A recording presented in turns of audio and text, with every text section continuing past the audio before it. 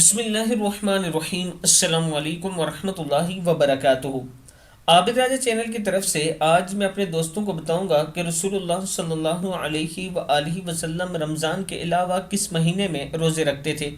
रमज़ान मुबारक के अलावा वो कौन सा महीना है जिसमें आप सल्लल्लाहु अलैहि व आलिहि वसल्लम ज़्यादा रोज़े रखते थे।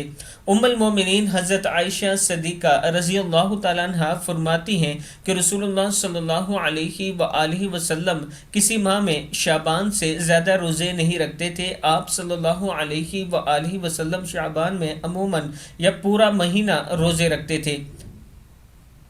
निसाई की हदीस है, यानी आधा माह या पूरा मंथ रोजे रखते थे। और रमज़ान तो वैसे ही पूरा मंथ रखा जाता है। रमज़ान के अलावा दूसरे जो सबसे ज़्यादा रखने वाला महीना है वो शाबान है।